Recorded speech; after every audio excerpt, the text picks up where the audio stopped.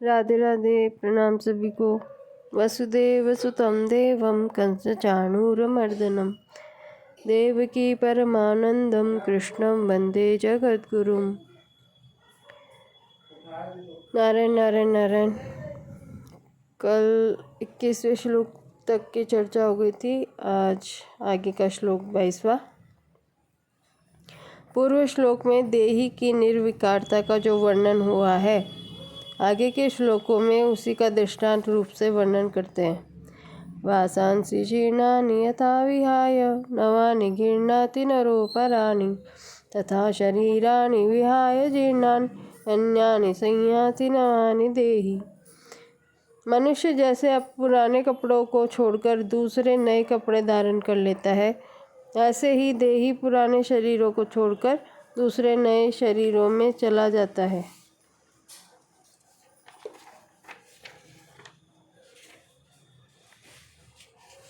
व्याख्या। वासांसि जीर्णानि संयाति नवानि देहि। इसी अध्याय के 13वें श्लोक में सूत्र रूप में कहा गया था कि देहांतर की प्राप्ति विषय में धीर पुरुष शोक नहीं करते। अब उसी बात को उदाहरण देकर स्पष्ट रूप से कह रहे हैं कि जैसे पुराने कपड़ों के परिवर्तन पर मनुष्यों को शोक नहीं होता, ऐसे ही शरीरों के परिवर्तन पर भी शोक नहीं होना चाहिए। कपड़े मनुष्य ही बदलते हैं, पशु पक्षी नहीं। अतः यहाँ कपड़े बदलने के उदाहरण में नरः पद दिया है। यह नरः पद मनुष्य योनि का वाचक है और इसमें स्त्री पुरुष बालक बालिकाएं जवान बूढ़े आदि सभी आ जाते हैं। जैसे मनुष्य पुराने कपड़ों को छोड़कर दूसरे नए कपड़ों को धारण करता है, ऐसे ही यह देही पुराने शरीरों को छोड़कर दूसरे नए शरीरों को धारण करता है। पुराना शरीर छोड़ने को मरना कह देते हैं और नया शरीर धारण करने को जन्मना कह देते हैं। जब तक प्रकृति के साथ संबंध रहता है, तब तक यह देही पुराने शरीरों को छोड़कर कर्मों के अनुसार या अंतकालीन चिंतन के अनुसार नए नए शरीरों को प्राप्त होता रहता है।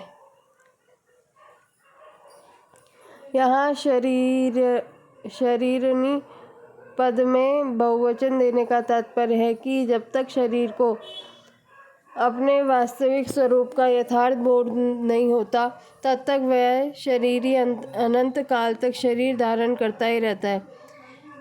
आज तक इसने कितने शरीर धारण किए हैं, इसकी कोई गिनती संभव नहीं।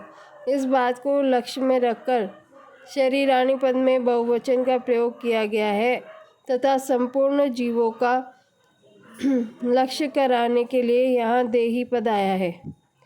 यहाँ श्लोक के पूर्वार्ध में जो जीर्ण कपड़ों की बात कही है और उत्तरार्ध में जीर्ण शरीरों की।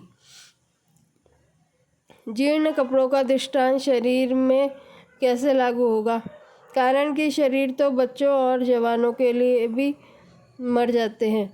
केवल बूढ़ों के जीर्ण शरीर मर जाते हों, यह तो है नहीं। इसका उत्तर यह है कि शरीर तो आयु समाप्त होने पर ही मरता है और आयु समाप्त होना ही शरीर का जीर्ण होना है। शरीर चाहे बच्चों का हो, चाहे जवानों का हो, वृद्धों का हो, आयु समाप्त होने पर वे सभी जीर्ण हो जाएंगे। इस श्लोक में भगवान ने यथा और तथा पद देकर कहा है कि जैसे मनुष्य पुराने कपड़ों को छोड़कर नए कपड़े धारण कर लेता है, वैसे ही यह देही पुराने शरीरों को छोड़कर नए शरीरों में चला जाता है।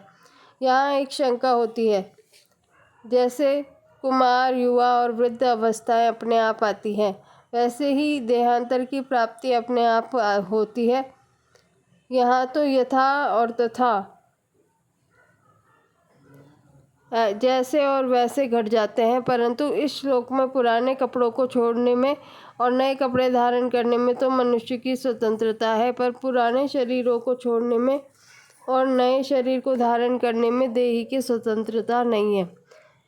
इसलिए यहाँ यथा और तथा कैसे घटेंगे? इसका समाधान है यहाँ भगवान का तात्पर्य स्वतंत्रता परतंत्रता की बात कहने में नहीं है, प्रत्युत शरीर के वियोग से होने वाले शोक को मिटाने में है। जैसे पुराने कपड़ों को छोड़कर नए कपड़े धारण करने पर भी धारण करने वाला मनुष्य वही रहता है, वैसे ही पुराने शरीरों को छोड़कर नए शरीरों में चले जाने पर भी देही जो का त्यों निर्लिप्त रूप में रहता है। अतः शोक करने की कोई बात है ही नहीं। इस दृष्टि से यह दृष्टांत बहुत ठीक है। दूसरी शंका यह होती है कि पुराने कपड़े छोड़ने में और नए कपड़े धारण करने में तो सुख होता है, पर पुराने शरीर छोड़ने में और नए शरीर को धारण करने में दुख होता है। अतः यहाँ यथा और तथा कैसे घटेंगे? इसका समाधान यह है कि शरीरों के मरने का जो दुख होता है वह मरने से नहीं होगा, प्रत्युत जीने की इच्छा से होता है। मैं जीता रहूं, ऐसी जीने की इच्छा भीतर में रहती है और मरना पड़ता है, तब दुख होता है। तात्पर्य यह हुआ कि जब मनुष्य शरीर के साथ एकात्मा कर लेता है तब वह शरीर के मरने से अपना मरना मान लेता है और दुखी होता है। परंतु जो शरीर के साथ अपनी एकात्मा नहीं मानता उसको मरने में दुख नहीं होता, प्रत्युत आनंद होता है।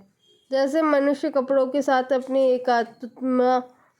एकात्मता नहीं मानता तो कपड़ों को बदलने में उसको दुख नहीं होता, कारण कि यहाँ उसका यह विवेक स्पष्टतया जागृत रहता है कि कपड़े अलग हैं और मैं अलग हूँ। परंतु वही कपड़ों का बदलना अगर छोटे बच्चे का किया जाए तो वह पुराने कपड़े उतारने में और नए कपड़े धारण करने में भी रोता है। उसका यह दुख केवल मूर्खता से, नासमझी से होता है। इस मूर्खता को मिटाने के लिए ही भगवान ने यहाँ यथा और तथा पद देकर कपड़ों का दृष्टांत दिया है। यहाँ भगवान ने कपड़ों को धारण करने में तो गृह्णाति धारण करना है क्रियादि, और शरीर के धारण करने में संयाति जाता है क्रियादि। ऐसे क्रिया भेद से भगवान ने क्यों कहा? लौकिक दृष्टि से बेसमझी के कारण ऐसा दिखता है कि मनुष्य अपनी जगह रहता हुआ भी कपड़ों को धारण करता है और देहांतर प्राप्ति में देही को उन्होंने देही में जाना पड़ता है। इस लौकिक दृष्टि को लेकर ही भगवान ने क्रियाभेद किया है। विशेष बात, गीता में येन सर्वमिदं ततं नित्य सर्वगत स्थाणु आदि पदों से देही को सर्वत्र व्याप्त, नित्य, सर्वगत और स्थिर स्वभाव वाला बताया गया है। संयाति नवानि देही शरीरम यद वाप्नोति आदि पदों से देही को दूसरे शरीर में जाने की बात कही गई है। अतः जो सर्वगत है, सर्वत्र व्याप्त है, उसका जाना आना कैसे? क्योंकि जो जिस देश में ना हो उस देश में चला जाए तो उसको जाना कहते हैं, और जो दूसरे देश में है और वह इस देश में आ जाए तो इसको आना कहते हैं। परंतु देह के विषय में तो ये दोनों ही बातें नहीं घटती। इसका समाधान यह है कि जैसे किसी की बाल्यावस्था से युवावस्था हो जाती है तो वह कहता है कि मैं जवान हो गया हूँ, परंतु वास्तव में वह स्वयं जवान नहीं हुआ है, प्रत्युत उसका शरीर जवान हुआ है। इसलिए बाल्यावस्था में जो वह था युवावस्था में भी वह वही है, परंतु शरीर से तादात्म्य मानने के कारण वह शरीर के परिवर्तन को अपने में आरोपित कर लेता है। ऐसे ही आना जाना वास्तव में शरीर का धर्म है, पर शरीर के साथ तादात्म्य होने से वह अपने में अपना आना जाना मान लेता है। अतः वास्तव में देही का कहीं भी आना जाना नहीं होता, केवल शरीर के तादात्म्य के कारण उसका आना जाना प्रतीत होता है। अब यह प्रश्न होता है कि अनादिकाल में जो जन्म मरण चला आ रहा है उसमें क्या कारण है? कर्मों की दृष्टि से तो शुभाशुभ कर्मों का फल भोगने के लिए जन्म मरण होता है। ज्ञान की दृष्टि से अज्ञान के कारण जन्म मरण होता है, और भक्ति की दृष्टि से भगवान की विमुखता के कारण जन्म मरण होता है। इन तीनों में भी मुख्य कारण है कि भगवान ने जीव को जो स्वतंत्रता दी है उसका दुरुपयोग करने से जन्म मरण होता है। अब वह जन्म मरण मिटे कैसे? मिली हुई स्वतंत्रता का सदुपयोग करने से जन्म मरण मिट जाएगा। तात्पर्य है कि अपने स्वार्थ के लिए कर्म करने से जन्म मरण हुआ है, अतः अपने स्वार्थ का त्याग करके दूसरों के हित के लिए कर्म करने से जन्म मरण मिट जाएगा। अपनी जानकारी का अनादर करने से जन्म मरण हुआ है, अतः अपनी जानकारी का आदर करने से जन्म मरण मिट जाएगा। भगवान से विमुख होने से जन्म मरण हुआ है, अतः भगवान के सम्मुख होने से जन्म मरण मिट जाएगा। परिशिष्ट भाव। मनुष्य नई नई वस्तु चाहता है तो भगवान भी उसको नई नई वस्तु देते रहते हैं। शरीर बूढ़ा हो जाता है तो भगवान उसको नया शरीर दे देते हैं। अतः नई नई इच्छा करना ही जन्म मरण का हेतु है। नई नई इच्छा करने वाले को अनंत काल तक नई नई वस्तु मिलती ही रहती है। मनुष्य में एक इच्छा शक्ति है, एक प्राण शक्ति है। इच्छा शक्ति के रहते हुए प्राण शक्ति नष्ट हो जाती है, तब नया जन्म होता है। अगर इच्छा शक्ति न रहे तो प्राण शक्ति नष्ट होने पर भी पुनः जन्म नहीं होता। कोई भी दृष्टांत केवल एक अंश में घटता है, सर्वथा नहीं घटता। यहाँ पुराने कपड़े छोड़कर नए कपड़े बदलने का दृष्टांत केवल एक अंश में ही है कि जैसे आदमी अनेक कपड़े बदलने पर भी एक ही रहता है, ऐसे ही स्वयं अनेक योनियों में अनेक शरीर धारण करने पर भी वह वहीं का वहीं रहता है। जैसे पुराने कपड़ों को छोड़ने में हम मर नहीं जाते, वैसे ही नए कपड़े धारण करने से हम पैदा नहीं हो जाते। ऐसे ही पुराने शरीर को छोड़ने से हम मर नहीं जाते और नया शरीर धारण करने से हम पैदा नहीं होते। तात्पर्य है कि शरीर मरता है, हम नहीं मरते। अगर हम मर जाएं तो फिर पुण्य पाप फल कौन भोगेगा? अन्य योनियों में कौन जाएगा? बंधन किसका होगा? मुक्त कौन होगा? पहले दृष्टांत रूप से शरीरी की निर्विकारता का वर्णन करके अब आगे के 3 श्लोकों में उसी का प्रकाशांतर से वर्णन करते हैं। नैनम छिन्दन्ति शस्त्राणि नैनम दहति पावक न चैनम क्लेदयन्त्यापो न शोषयति मारुतः। शस्त्र इस शरीरी को काट नहीं सकते, अग्नि इसको जला नहीं सकती, जल इसको भिगा नहीं सकता और वायु इसको सुखा नहीं सकती। व्याख्या। नैनम छिन्दन्ति शस्त्राणि, इस शरीर को शस्त्र नहीं काट सकते शरीरी को, क्योंकि ये प्राकृत शस्त्र वहाँ तक पहुँच ही नहीं सकते। जितने भी शस्त्र हैं वे सभी पृथ्वी तत्व से उत्पन्न होते हैं। यह पृथ्वी तत्व इस शरीरी में किसी तरह का कोई विकार नहीं पैदा कर सकता। इतना ही नहीं, पृथ्वी तत्व इस शरीरी तक पहुँच ही नहीं सकता, फिर विकृति करने की बात तो दूर हो गई। नैनम दहति पावक, अग्नि इस शरीर को जला नहीं सकती, क्योंकि अग्नि वहाँ तक पहुँच ही नहीं सकती। जब वहाँ तक पहुँच ही नहीं सकती तब उसके द्वारा जलाना कैसे संभव हो सकता है? तात्पर्य है कि अग्नि तत्व इस शरीरी में कभी किसी तरह का विकार उत्पन्न कर ही नहीं सकता। न चैनम क्लेदयन्त्यापः, जल इसको गीला नहीं कर सकता, क्योंकि जल वहाँ तक पहुँच ही नहीं सकता। तात्पर्य है कि जल तत्व इस शरीरी में किसी प्रकार का विकार पैदा नहीं कर सकता। न शोषयति मारुतः, वायु इसको सुखा नहीं सकती, अर्थात वायु में इस शरीरी के सुखाने की सामर्थ्य नहीं है, क्योंकि वायु वहाँ तक पहुँचती ही नहीं। तात्पर्य है कि वायु तत्व इस शरीर में किसी तरह की विकृति पैदा नहीं कर सकता। पृथ्वी, जल, तेज, वायु और आकाश, ये 5 महाभूत कहलाते हैं। भगवान ने इनमें से 4 ही महाभूतों की बात कही है। ये पृथ्वी, जल, तेज और वायु इस शरीरी में किसी तरह की प्रकृति नहीं कर सकते, परंतु 5वें महाभूत आकाश की कोई चर्चा ही नहीं की। इसका कारण यह है कि आकाश में कोई भी क्रिया करने की शक्ति नहीं है। क्रिया विकृति करने की शक्ति तो इन 4 महाभूतों में ही है। आकाश तो इन सबको आकाश मात्र देता है।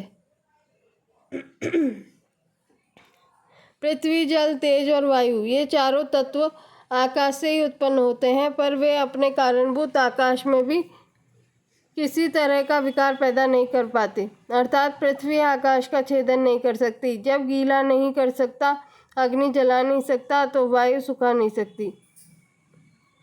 जब ये चारों तत्व अपने कारणभूत आकाश को, आकाश के कारणभूत महातत्व को और महातत्व के कारणभूत प्रकृति को कोई क्षति नहीं पहुंचा सकते, तब प्रकृति से सर्वथा अति शरीरी तक ये पहुंच ही कैसे सकते हैं। इन गुणयुक्त पदार्थों की उस निर्गुण तत्व में पहुंच हो ही कैसे सकती है, नहीं हो सकती। शरीरी नित्य तत्व है। पृथ्वी आदि चारों तत्वों को इसी से सत्ता स्फूर्ति मिलती है।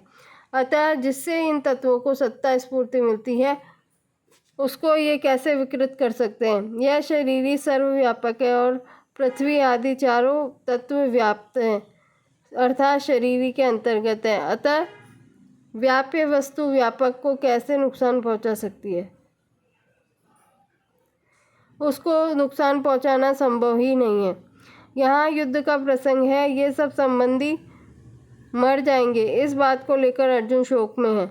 अतः भगवान कहते हैं कि ये कैसे मर जाएंगे, क्योंकि वहाँ तक अस्त्र शस्त्रों की क्रिया की कोई पहुँच ही नहीं है। अर्थात शस्त्र के द्वारा शरीर कट जाने पर भी शरीर ही नहीं कटता, आग्नेयास्त्र के द्वारा शरीर जल जाने पर भी शरीर ही नहीं जलता, वरुणास्त्र के द्वारा शरीर गल जाने पर भी शरीर नहीं गलता, और वायव्यास्त्र के द्वारा शरीर सूख जाने पर भी शरीर ही नहीं सूखता। तात्पर्य है कि अस्त्र शस्त्रों के द्वारा शरीर मर जाने पर भी शरीर ही नहीं मरता, प्रत्युत जो का त्यों ही निर्विकार रहता है। अतः इसको लेकर शोक करना तेरी बिल्कुल ही बेसमझी है। परिशिष्ट भाव। हम कहते हैं कि शरीर है तो परिवर्तनशील तो होगा ही है। जैसे काठ है तो विकृति काठ में आती है में नहीं। काठ कटता है नहीं। काठ जलता है नहीं। काठ गीला होता है नहीं। काठ सूखता है नहीं। काठ सब कभी एक रूप रहता ही नहीं और है कभी अनेक रूप होता ही नहीं। अच्छेद्यो यमदायो या मैं क्लेद्यो शोष्यैव च नित्य सर्वगतः स्थानो रचलोयम सनातन।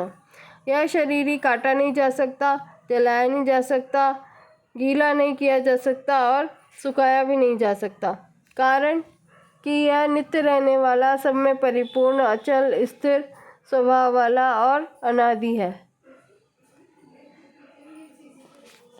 शस्त्र आदि व्याख्या। शस्त्र आदि इस शरीर में विकार क्यों नहीं करते, यह बात इस श्लोक में कहते हैं। अच्छेद्योयम, शस्त्र इस शरीर का छेदन नहीं कर पाते।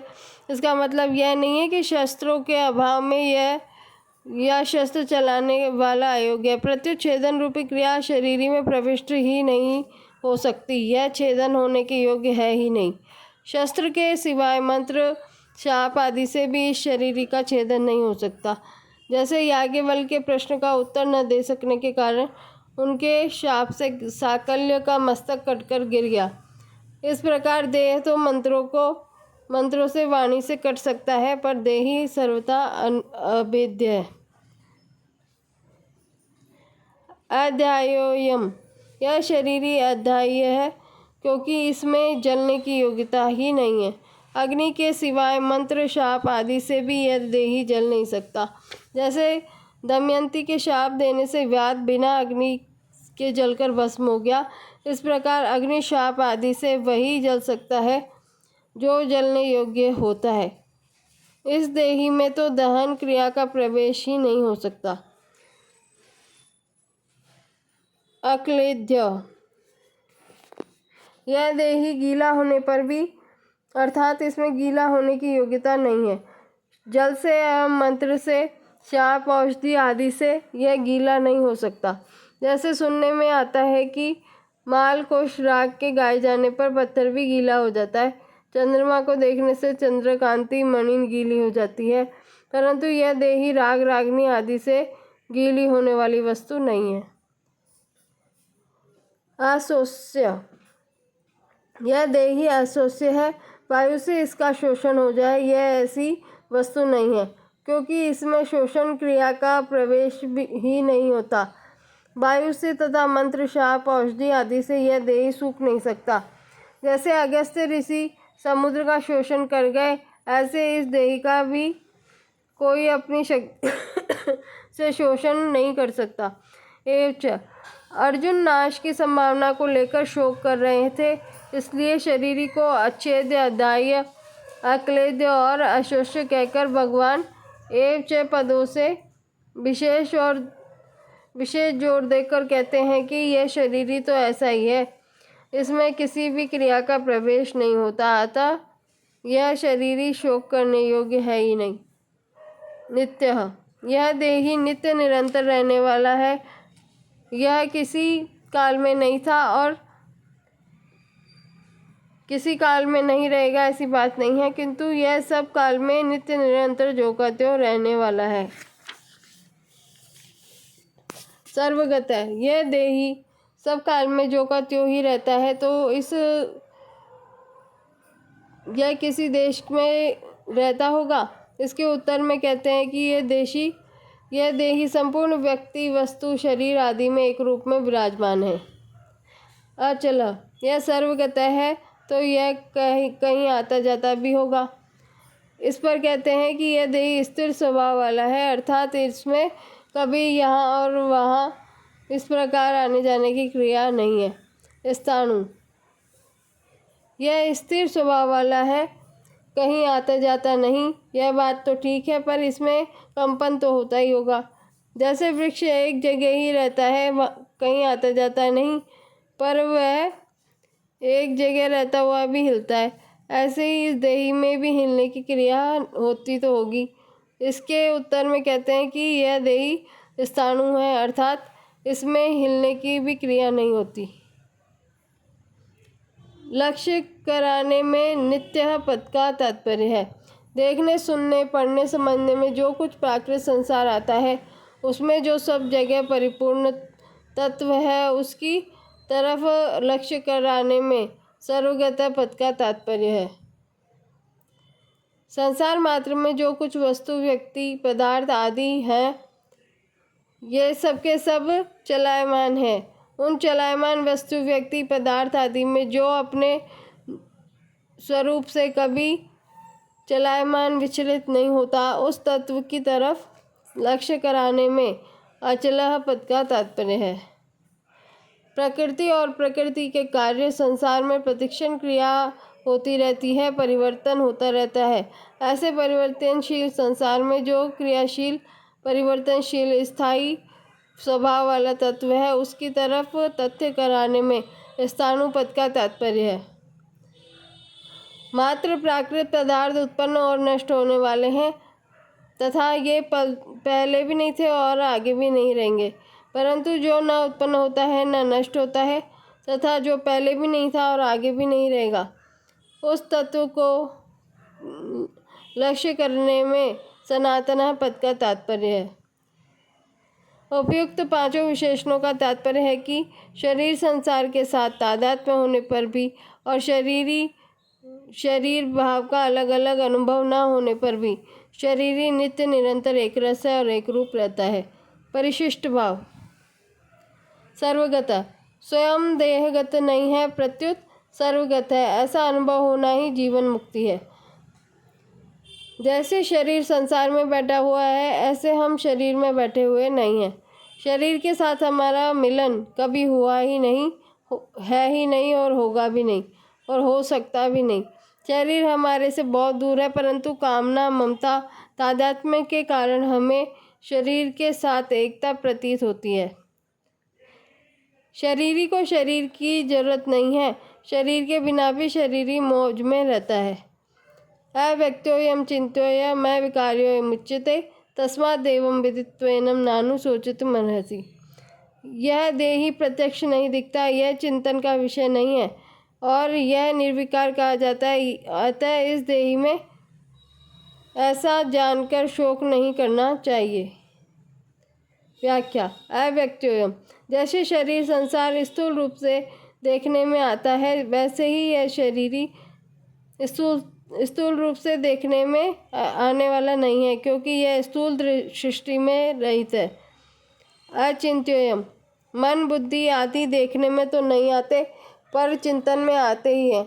अर्थात ये सभी चिंतन के विषय हैं, परंतु यह देही चिंतन का भी विषय नहीं है, क्योंकि यह सूक्ष्म दृष्टि से रहित है। अविकार्यो मुच्यते, यह देही विकार रहित कहा जाता है, अर्थात इसमें कभी किंचित मात्र भी परिवर्तन नहीं होता। सबका कारण प्रकृति है, उस कारणभूत प्रकृति में भी विकृति होती है, परंतु इस देही में किसी प्रकार की विकृति नहीं होती, क्योंकि यह कारण सृष्टि से रहित है। यहाँ 24वें-25वें श्लोकों में अच्छेद्य, अध्याय, अक्लेद्य, अशोष्य, अचल, अव्यक्त, अचिंत्य और अविकार्य, इस 8 विशेषणों के द्वारा इस देही का निषेध, मुक्त और नित्य, सर्वगत, स्थाणु और सनातन, इन 4 विशेषणों के द्वारा इस देही का विधि मुख से वर्णन किया गया है, परंतु वास्तव में इसका वर्णन नहीं हो सकता, क्योंकि यह वाणी का विषय है ही नहीं। जिससे वाणी आदि प्रकाशित होती है, उस देही में सब प्रकाशित कैसे कर सकते हैं। अतः इस देही का ऐसा अनुभव करना ही इसका वर्णन है। तस्मात् देवं विदित्वैनं नानु शोचितुम् अर्हसि, इसलिए इस देही को अच्छेद्य, अशोष्य, नित्य, सनातन, अविकार्य आदि जान ले, अर्थात ऐसा अनुभव कर ले, तो फिर शोक हो ही नहीं सकता। अब आगे की श्लोक कल करेंगे। राधे राधे, प्रणाम सभी को।